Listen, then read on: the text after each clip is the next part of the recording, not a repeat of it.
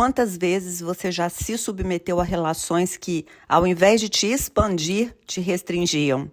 Pessoas às quais você se manteve ou se mantém conectado, que atuam como âncoras na sua vida, que ao invés de fazer emergir o melhor de você, ativam todos os seus piores gatilhos e te levam a experimentar desequilíbrio emocional ao invés de paz. Se te deixa cego, será que é amor? Eu sou Ellen Dalla e te convido a mudar a sua realidade, mudando a sua mentalidade.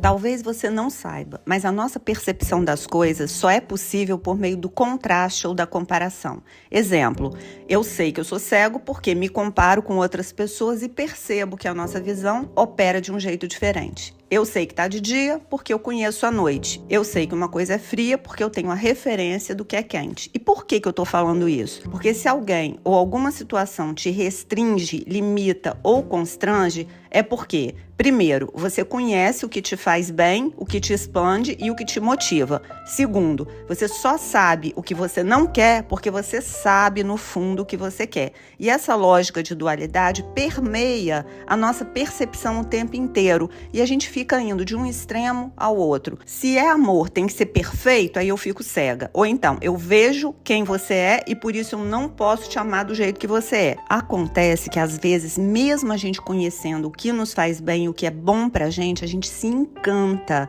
E o encantamento tem um poder muito forte de atração, porque ele envolve a fantasia, que é quando eu pego alguns elementos da realidade e distorço com base em referências que satisfaz aos meus desejos. Então eu crio uma imagem sobre a realidade e eu me relaciono com essa imagem que eu idealizei e não com a realidade tal qual ela é. Esse olhar distorcido embaça a minha percepção e me deixa cego para aspectos da realidade que eu ignorei ou então que eu distorci.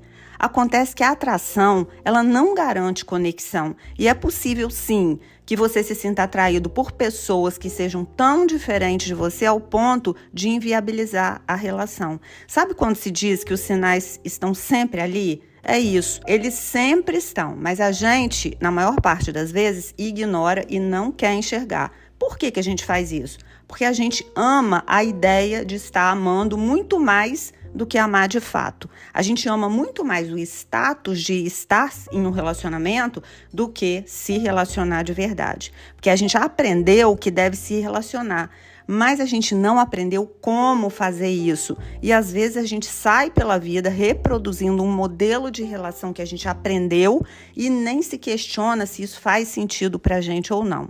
Quem nunca se viu envolvido numa relação e sentiu que tinha que pisar em ovos para não desagradar a outra pessoa? Quantas vezes você, para sustentar a relação, se colocou em situações que eram desconfortáveis para você, para que a outra pessoa se sentisse confortável?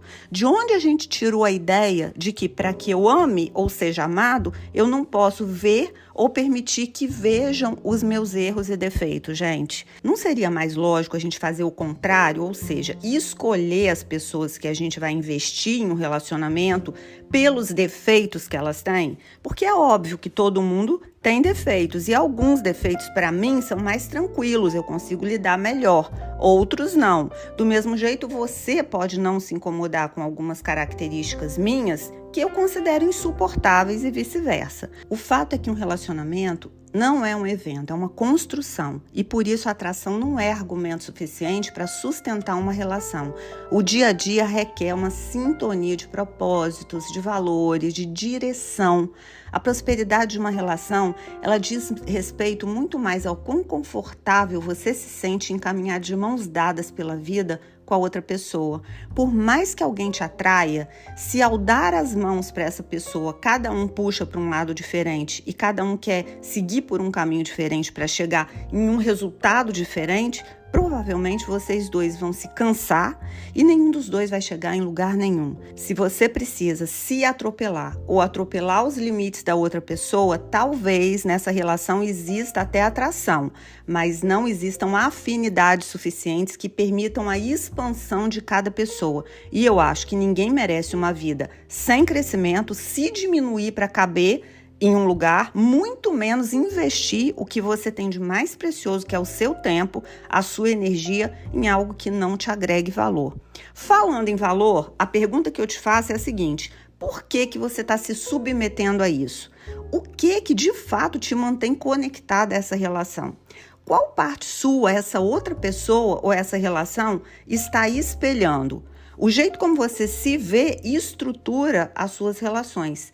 E as nossas relações são, na verdade, um espelho, gente. A realidade sempre é o melhor feedback porque ela entrega pra gente um resultado, que é a resposta à forma como nós nos comportamos. Se as suas relações estão estruturadas em fantasias, que talvez incluam distorções, que podem estar te cegando para alguns aspectos da realidade, quem sabe não seja uma boa ideia você trocar as lentes através das quais você não só enxerga as outras pessoas, mas também como você se enxerga, na medida que é com base no seu amor próprio que você define os critérios que você usa não só para escolher, mas também para manter as suas relações.